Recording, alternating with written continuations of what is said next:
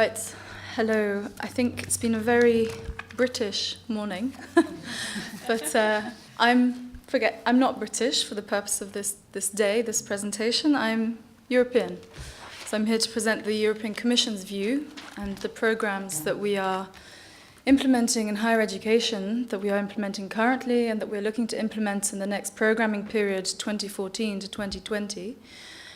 And before I start, I did actually just want to come back to a couple of the questions that we had in the previous session, because those were not questions that could necessarily be answered by the previous speakers. To come back to the research question, there's the Marie Curie Actions, what's now Marie Curie Sklodowska-Curie Actions program, which specifically focuses on getting researchers more involved in business and in the broader working environment. I don't know if you're familiar with this. I don't work in that specific area, but I can give you a bit more information afterwards.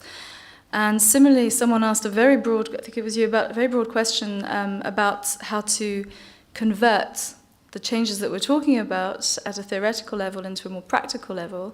And that actually is very much what the University Business Forum that Rebecca touched upon is trying to do, is to bring in case studies and examples of how this has been achieved in different countries and universities and how those can be applied potentially to other European member states and institutions. So back to my presentation, to give you an idea of what we're doing with regards to cooperation. As everyone has said today, there's a real need to rethink the way that we are educating. I think that's come across very strongly this morning, and it's that we really need to rethink what the outcomes are that we are looking for from higher education and what we mean by education. What is it that is needed nowadays from the higher education sector?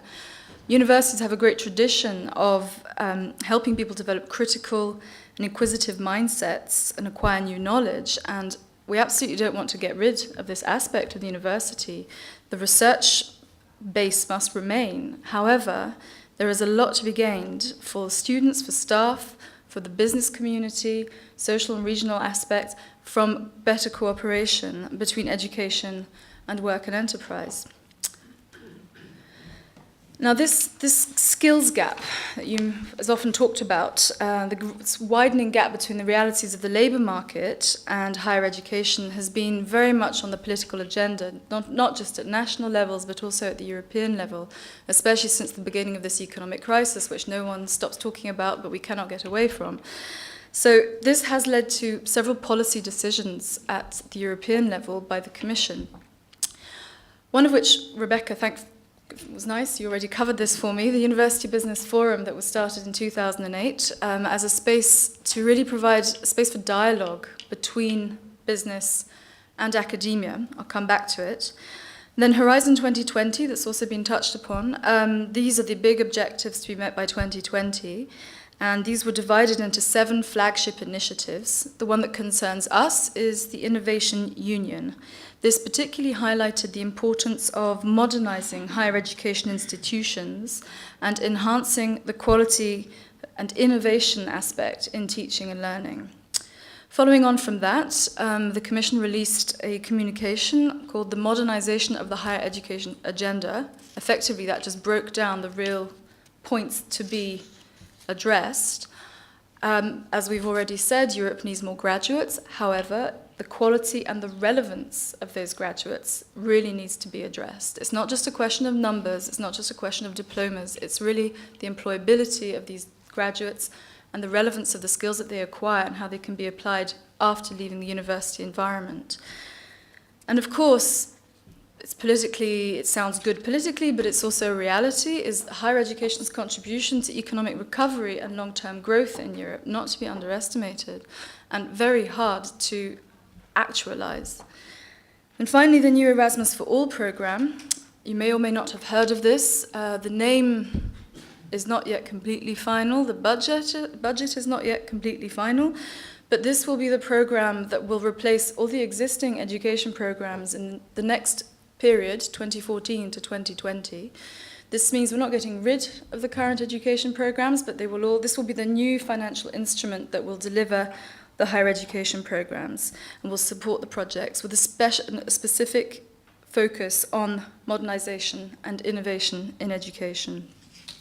And mobility. Mobility is also going to be an important aspect.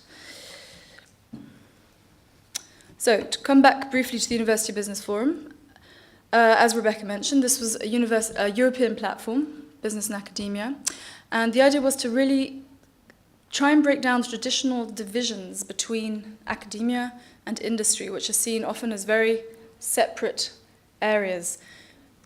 Academia is often seen as a rather self-contained knowledge space, and business, industry, well, that's where you might go afterwards, but the two don't really need to have an interaction and a relationship. So it was really to try to break down these traditional mindsets and to address the common objectives and interests that bring these two sectors together.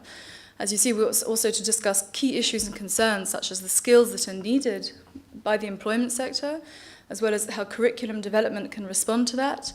Entrepreneurship, this has become increasingly important, and as Rebecca said, this is what has led to the development of this guiding framework for universities that want to measure themselves, want to become more entrepreneurial, and of course inclusive growth across all areas. These forums are normally held, we have a plenary forum held once a year in Brussels. We had a bit of a skip last year, but there will be one this summer, 4th to 5th of June. You're all very welcome to attend. And we also hold thematic forums in member states. So these are co-organized with national governments and often have a slightly more national focus. So what came out of these forums was that there was a great interest in collaboration between academia and business. There's a willingness and an interest in cooperating, but there's a slight resistance, or there's an uncertainty of how to go about this. There's also traditionally a little bit of a fear, often from the academic side, of how to really engage with the business or how to find the right kind of business, and there are trust issues. So what came out of the forums was that the best way to cooperate, the most coherent and results-driven way, would be to work together in a structured partnership. And so the Commission decided that it would set up a system which would provide these structured partnerships for interested institutions. And this is what led to the knowledge alliances. So what is a knowledge alliance? A knowledge alliance is a project, a structured partnership that brings together business and higher education. The focus of a knowledge alliance is a two-way knowledge exchange. So to get beyond the traditional dynamic too often between businesses and academia, whereby students may go for an internship in a company or research, a business pays for a certain amount of research to be carried out in a university. No, this has really got to be a knowledge exchange which brings benefits to both sides. Focuses on innovation in teaching, learning, professional development, attitudes, also even innovation in the way that the partnership cooperates. We promote entrepreneurship, entrepreneurial mindsets, as has been amply covered this morning. Entrepreneurship and entrepreneurial mindsets, these cover many different qualities in people. To generate new ideas and also to break down the barriers between disciplines, which has also been discussed, to have more interdisciplinarity through better cooperation. And again, to have a societal and economic relevance. This is very important also in the impact of these projects. And again, benefits for everyone. It's important to note also that there's no one, these projects don't have to be on any one thematic sector or subject. It can be anything. So it's not limited to engineering or manufacturing or business. It can be in the arts, it can be in the sciences, it can be anything. What matters to us in a Knowledge Alliance is primarily the partnership. This is very important because if the commitment and the input of the partners is poor, this will affect the value of the outcomes.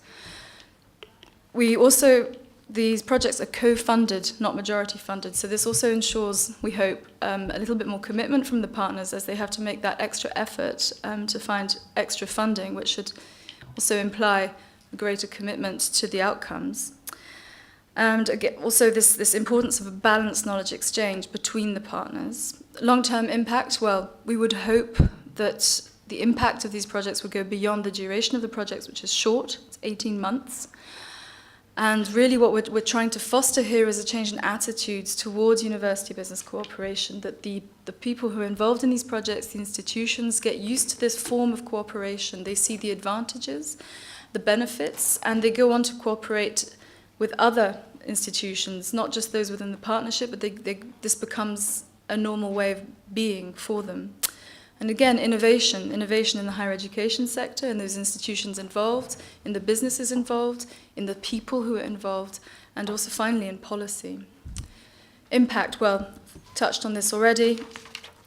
We would hope that the impact doesn't remain just on the students and the institutions that take part, but it goes beyond that. It goes also to the staff, the business and industry.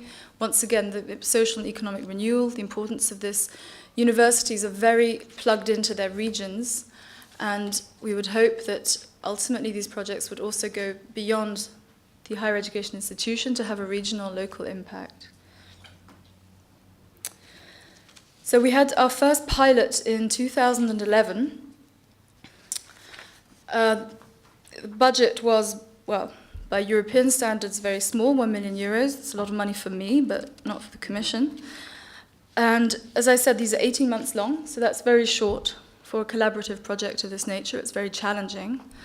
When we launched it, we got 94 applications. We didn't expect that, which also demonstrated the real interest and the need for this kind of partnership to support this type of cooperation. And it covered absolutely all 27 member states. Unfortunately, given the budget, we could only select 3 projects. Given this success, we were allowed to then have a second pilot. I think in English you would call that a co-pilot, but in the Commission they said the second pilot call in 2012. Again, the same budget, same length of time, 18 months, this time 103 applications, but again, we could only have 3. This year, because the Knowledge Alliances will be part of the next programming period, they will be under Erasmus for All, so we had to find somewhere to park them in the meantime, so they were put into the lifelong learning program, and they were under the Erasmus multilateral project, which means, frankly, they were rather hidden from sight, and so the response was slightly lower, and the deadline was end of January, so end of last month. But this time the budget has been significantly increased, which is a measure of the importance this has been given within the European Commission too, that they have recognized the value of this type of cooperation, this type of support. And the projects are currently under evaluation, and the final budget will depend on the number of projects that we select, but it will obviously be more than 3.